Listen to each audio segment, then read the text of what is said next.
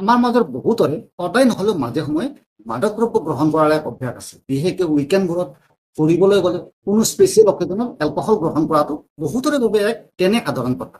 কিন্তু আজিৰ এই ভিডিঅ'টোত মই মদ মাজে সময়ে খাব পাৰি নে নোৱাৰি সেই বিষয়ে ক'ব খোজা নাই। মই ক'ব বিচাৰিছো এক বেলেগ বিষয়। বিষয়টো হৈছে মদ খোৱাৰ পিছত হোৱা এক পেটৰ বিষ। মদ খোৱাৰ পিছত পেটত সামান্য বিষ অনুভৱ কৰা, এক আনইজি ফিল কৰাটো কোনো অস্বাভাৱিক কথা নহয়। কিন্তু সেয়া যদি প্ৰায়ে হয় বা বিষৰ প্ৰাবল্যটো যদি বেছি থাকে তেন্তে ই নিশ্চয়কৈ এক চিন্তাজনক বিষয়। তাক কোনোপধ্যে সহজভাৱে গ্ৰহণ কৰিব নালাগে।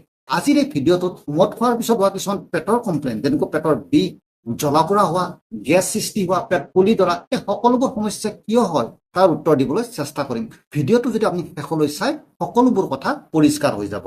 প্ৰথমে আমি জনা দৰকাৰ এলকহল হৈছে এক ষ্ট্ৰং গাট ইৰিটেণ্ট, অৰ্থাৎ এলকহল গ্ৰহণ কৰাৰ লগে লগে ই ষ্টমাক আৰু ইণ্টেষ্টাইনৰ ভিতৰত থকা গাট লাইনিংবোৰৰ এক ষ্ট্ৰং ইৰিটেশ্যন কৰিব ধৰে। গাট লাইনিংবোৰ হৈছে পাতল চামনিৰ দৰে বেৰ, যিয়ে খোৱা বস্তু এবজৰ্ব কৰে, লগতে টক্সিনছবোৰ ভিতৰলৈ সোমাই যোৱাত বাধা দিয়ে। এই ইণ্টেষ্টাইনৰ গাট লাইনিংবোৰ ধৰি ৰাখে কিছুমান টাইট জাংচনে। মদ খোৱাৰ পিছত কি হয়, এই টাইট জাংচনবোৰ মদে দুৰ্বল কৰিব ধৰে, যাৰ ফলত কিছুমান সৰু সৰু ছিদ্ৰৰ উদ্ভৱ হয় আৰু যিয়ে লিকি গাট নামৰ এক সমস্যাৰ সৃষ্টি কৰে। লিকি গাট নামটোতে আপুনি হয়তো বুজিব পাৰিছে, এই লিকি গাটত ইণ্টেষ্টাইনৰ পাৰ্মিয়াবিলিটিটো বাঢ়ি যায়, যাৰ ফলত সহজে কিছুমান বেক্টেৰিয়া, আনডাইজেষ্টেড ফুড মেটেৰিয়েল, লগতে এলকহলৰ পৰা নিৰ্গত হোৱা কিছুমান টক্সিনছ ব্লাড ষ্ট্ৰীমত সহজে সোমাই পৰে। এই টক্সিনবোৰ আমাৰ শৰীৰৰ বাবে বহুত বেয়া। ই বিভিন্ন ধৰণৰ ৰোগ সৃষ্টি কৰাত অৰিহণা যোগায়। ই ৰুমেটইড আৰ্থ্ৰাইটিছ, কেলিয়েক ডিজিজ আদি অটোইমিউন ডিছঅৰ্ডাৰো কৰিব পাৰে। তদুপৰি এলকহলে পেটৰ ভিতৰত থকা যিটো গুড বেক্টেৰিয়া সেইবোৰ কমাই আনে আৰু বেড বেক্টেৰিয়াৰ সংখ্যাটো বঢ়াই দিয়ে, যাৰ ফলত গাত মাইক্ৰবায়ম ইমবেলেঞ্চ হয়। বেড বেক্টেৰিয়াৰ সংখ্যা যেতিয়া বাঢ়ি থাকিব তেতিয়া পেটত নানান সমস্যাৰ উদ্ভৱ হ'ব। পেট ফুলিব ধৰিব, পেটত গেছ জমা হ'ব, আনকি পেটৰ ভিতৰত বিষো অনুভৱ কৰিব পাৰে।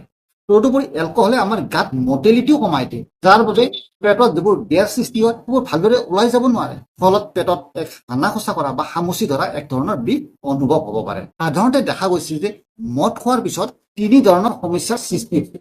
প্ৰথমটো হৈছে গেষ্ট্ৰ ইণ্টেষ্টিনেল, অৰ্থাৎ খাদ্যনলীত হোৱা সমস্যা। দ্বিতীয়টো হৈছে অৰ্গেন ৰিলেটেড স্পেচিফিক প্ৰব্লেম, অৰ্থাৎ লিভাৰ, কিডনী, পেংক্ৰিয়াছ আদি অৰ্গেনত হোৱা সমস্যা। আৰু তৃতীয়টো হৈছে এলকহল ইনটলাৰেঞ্চ, যিটো কমকৈ দেখা যায়। কিন্তু এবাৰ যদি আপোনাৰ এই সমস্যাটো দেখা যায় তেন্তে আপুনি মদ এৰাৰ বাহিৰে কোনো বিকল্প নাই। প্ৰথম আৰু সবাতোকৈ কমন কষ্টটো হৈছে গেষ্ট্ৰ ইণ্টেষ্টিনেল, অৰ্থাৎ পেট আৰু খাদ্যনলীত হোৱা সমস্যা। তাৰ প্ৰথম সমস্যাটো হৈছে এলকহলিক গেষ্ট্ৰাইটিছ। তাৰ কাৰণটো হৈছে মদে ষ্টমাকৰ ভিতৰত এটা প্ৰটেক্টিভ মিউকাছ লেয়াৰ থাকে, সেই লেয়াৰটোত আঘাত আনে আৰু পেটৰ ভিতৰত অধিক পৰিমাণে এচিড চিক্ৰেট কৰিবলৈ বাধ্য কৰে। আনহাতে আপুনি ইতিমধ্যে যদি হেলিকোবেক্টাৰ পাইলৰি ইনফেকশ্যনৰ দ্বাৰা আক্ৰান্ত হৈছে তেন্তে ই এই সমস্যাটো আগতকৈ বঢ়াই তুলিব। গেষ্ট্ৰ ইণ্টেষ্টিনেল কাৰণৰ দ্বিতীয় কাৰণটো হৈছে পেপটিক আলচাৰ ডিজিজ। এই বেমাৰটো হ'ল গেষ্ট্ৰাইটিছৰ দ্বিতীয় পৰ্যায়। এই সমস্যাটো হ'লে পেট আৰু ডিঅডেনামত কিছুমান আলচাৰ বা ঘাঁৰ সৃষ্টি হয়। এই অৱস্থাত মদ খোৱাৰ লগে লগে ভয়ংকৰ পেটৰ বিষ আৰম্ভ হ'ব আৰু তাৰ লগে লগে তেজ বমি বা মেলিনা পৰ্যন্ত হ'ব পাৰে। গেষ্ট্ৰ ইণ্টেষ্টিনেল কাৰণৰ তৃতীয়টো কাৰণ হৈছে DERD, গেষ্ট্ৰ ইছ'ফেগেল ৰিফ্লেক্স ডিজিজ। এই অৱস্থাত মদে ইছ'ফেগেল স্প্লিণ্টাৰটো ঢিলা কৰি দিয়ে, যাৰ বাবে এচিড ৰিফ্লাক্স ওপৰলৈ গৈ বুকু জ্বলা-পোৰা আদি উৎপন্ন কৰে। গেষ্ট্ৰ ইণ্টেষ্টিনেলৰ চতুৰ্থ কাৰকটো হৈছে IBS, অৰ্থাৎ ইৰিটেবল বাৱেল চিণ্ড্ৰম। এই IBS ৰোগত কি হয়, আমাৰ মগজু আৰু গাঁতৰ ভিতৰত এক মিছকমিউনিকেশ্যন হয়, যাৰ বাবে ইণ্টেষ্টাইনত যিবিলাক নাৰ্ভ এণ্ডিং থাকে সেইবিলাক খুব চেঞ্চিটিভ হৈ পৰে। এই হাইপাৰ চেঞ্চিটিভ অৱস্থাত আপুনি যেতিয়া মদ গ্ৰহণ কৰিব তেতিয়া এই নাৰ্ভ এণ্ডিংবোৰ আৰু লগাতকৈ বেছি চেঞ্চিটিভ হৈ যাব, যিয়ে পেটৰ বিষটো আগতকৈ বেছি বঢ়াই তুলিব। তাৰ লগে লগে ই গাত মটিলিটিৰো সমস্যাৰ সৃষ্টি কৰিব। তাৰ ফলত আপোনাৰ হয়তো পায়খানা টাইট হৈ পৰিব বা ঢিলা হৈ পৰিব পাৰে। গেষ্ট্ৰ ইণ্টেষ্টিনেল কাৰণৰ পঞ্চমটো হৈছে SIBO, অৰ্থাৎ স্মল ইণ্টেষ্টিনেল বেক্টেৰিয়েল অভাৰগ্ৰোথ। এই অৱস্থাত আপোনাৰ স্মল ইণ্টেষ্টাইনত হাৰ্মফুল বেক্টেৰিয়াৰ পৰিমাণটো বহুত বাঢ়ি যাব।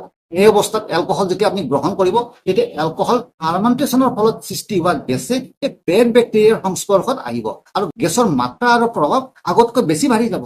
গেষ্ট্ৰ ইণ্টেষ্টিনেলৰ ষষ্ঠ কাৰণটো হৈছে কলাইটিছ। ই হৈছে এক জটিল ইনফ্লেমেটৰী বাৱেল ডিজিজ। কলাইটিছ মূলতঃ দুবিধ, এটা হৈছে আলচাৰেটিভ কলাইটিছ আৰু দ্বিতীয়বিধ হৈছে ক্ৰোনছ ডিজিজ। ই এক যথেষ্ট চিন্তনীয় ৰোগ য'ত কলনৰ প্ৰত্যেকটি লেয়াৰটো ডেমেজ হ'বলৈ আৰম্ভ। এই অৱস্থাত এলকহল যদি আপুনি গ্ৰহণ কৰে ই কলনৰ ভিতৰত থকা নাৰ্ভ এণ্ডিংবোৰ সাংঘাতিকভাৱে ইৰিটেট কৰিব আৰু ভয়ংকৰ পেটৰ বিষ সৃষ্টি কৰিব পাৰে। মদ খোৱাৰ পিছত যদি পেটৰ বিষ হয় তাৰ দ্বিতীয় কাৰণটো হৈছে অৰ্গেন স্পেচিফিক, অৰ্থাৎ পেটৰ ভিতৰত কিছুমান অৰ্গেনত হোৱা সমস্যা। তাৰ ভিতৰত সবাতোকৈ কমন আৰু জটিল হৈছে পেংক্ৰিয়াটাইটিছ। আপোনালোকে ইতিমধ্যে হয়তো পেংক্ৰিয়াটাইটিছৰ নামটো শুনিছে। কোনো ব্যক্তি যদি আগৰে পৰা এই ৰোগটোত ভুগি আছে, এলকহলে এই ৰোগটো সাংঘাতিকভাৱে বঢ়াই দিব পাৰে। মদে পেনক্ৰিয়াছৰ ভিতৰত থকা ডাইজেষ্টিভ এনজাইমবোৰ সময়তকৈ আগতকৈ এক্টিভেট কৰি দিয়ে। ফলত এই শক্তিশালী এনজাইমবোৰে ইণ্টেষ্টাইন পোৱাৰ আগতে পেনক্ৰিয়াছৰ ভিতৰতে নিজৰ কাম আৰম্ভ কৰি দিয়ে আৰু পেনক্ৰিয়াছটো ই লাহে লাহে নষ্ট কৰিব ধৰে। মেডিকেল টাৰ্মিনলজিত এই কণ্ডিশ্যনটোক আমি অটোফেজিয়া বা অটোডাইজেশ্যন বুলি কওঁ। তদুপৰি এই এনজাইমবোৰ ওলাবৰ বাবে থকা স্প্লিণ্টাৰ অফ অডিত এই মদে আঘাত কৰি দিয়ে, যাৰ বাবে পেটত এক সাংঘাতিক বিষ আৰম্ভ হয়। এক ভয়ানক অৱস্থা। আৰু এই অৱস্থা যদি আপুনি ডাউট কৰে, তেন্তে লগে লগে কোনো অভিজ্ঞ চিকিৎসকৰ পৰামৰ্শ গ্ৰহণ কৰক। অৰ্গেন স্পেচিফিকৰ দ্বিতীয় কণ্ডিশ্যনটো হৈছে গ'ল ব্লাডাৰ আৰু লিভাৰত হোৱা ৰোগ। লিভাৰৰ ৰোগ, যেনেকুৱা আপোনাৰ যদি ফেটি লিভাৰ আছে বা হেপাটাইটিছ আছে, আপুনি মদ খোৱাৰ পিছত আপোনাৰ পেটৰ বিষটো বঢ়াই তুলিব। তদুপৰি আপোনাৰ যদি গ'ল ব্লাডাৰ ষ্টোন আগৰে পৰা আছে, তেনেহ'লে মদ খোৱাৰ পিছত ই biliary কলিক সৃষ্টি কৰিব আৰু পেটৰ বিষটো লগে লগে বাঢ়ি যাব।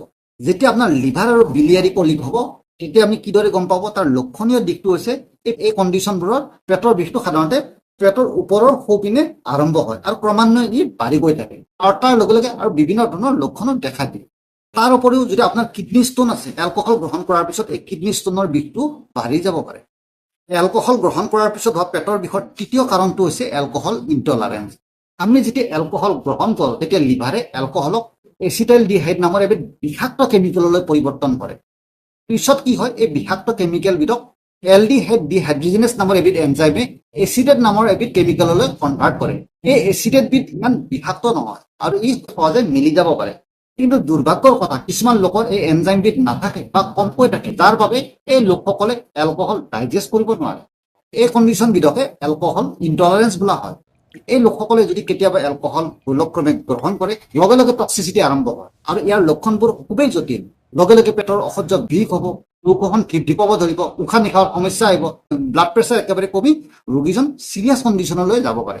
দুৰ্ভাগ্যৰ কথা, এই এলকহল ইনটলাৰেঞ্চ যদি আপোনাৰ আছে, আপুনি তাক ঠিক কৰিব নোৱাৰে। যিসকল লোকৰ এই সমস্যাবিধ আছে, তেওঁলোকে কোনো পৰিস্থিতিতে এলকহল গ্ৰহণ কৰিব নোৱাৰে।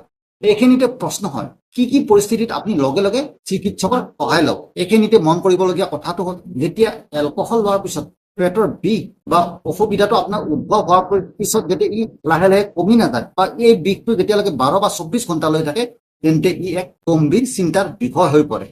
আনহাতে পেটৰ বিষৰ লগত যদি অন্য কিছুমান লক্ষণ দেখা দিয়ে, তেন্তে লগে লগে চিকিৎসকৰ কাষ চাপিব লাগে। বিশেষকৈ তেজ বমি আৰম্ভ হ'লে, জ্বৰ অনুভৱ কৰিলে, কলা পায়খানা হ'লে, বুকুখন যদি ধৰফৰ কৰিব ধৰে, মূৰটো ঘূৰাব ধৰে, খুব দুৰ্বল অনুভৱ কৰে, তেন্তে ই নিশ্চয়কৈ এক চিন্তাৰ বিষয় আৰু আপুনি লগে লগে চিকিৎসকৰ সহায় লওক।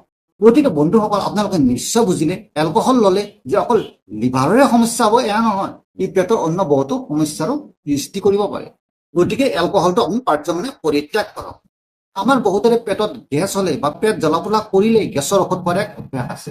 কিন্তু এই গেছৰ ঔষধবোৰে যে আমাক বিভিন্ন ধৰণৰ ক্ষতি কৰিব পাৰে বা এই গেছৰ ঔষধবোৰ যদি আপুনি দীঘলীয়া সময়ৰ কাৰণে ব্যৱহাৰ কৰে, তাৰ যে ক্ষতি আহিব পাৰে, সেই বিষয়ে আমাৰ বহুতে জ্ঞাত নহয়। এই বিষয়ে এটা ভিডিঅ' ইতিমধ্যে প্ৰস্তুত কৰা হৈছে আৰু সেই ভিডিঅ'টো চালে আপোনাৰ সকলোবোৰ কথা পৰিষ্কাৰ হৈ যাব। তেন্তে আজি ইমানতে এই ভিডিঅ'টো এৰিব বিচাৰিছোঁ। আপোনালোকে যদি চেনেলটো ছাবস্ক্ৰাইব কৰে, তেন্তে আজিয়ে ছাবস্ক্ৰাইব কৰক, লগতে লাইক, কমেণ্ট আৰু শ্বেয়াৰ কৰিবলৈ নাপাহৰিব। এইখিনিতে মই ডক্টৰ কমল কৃষ্ণ আপোনালোকৰ পৰা বিদায় ল'ব বিচাৰিম। Wish you a great day, happy day, bye bye, take care, নমস্কাৰ।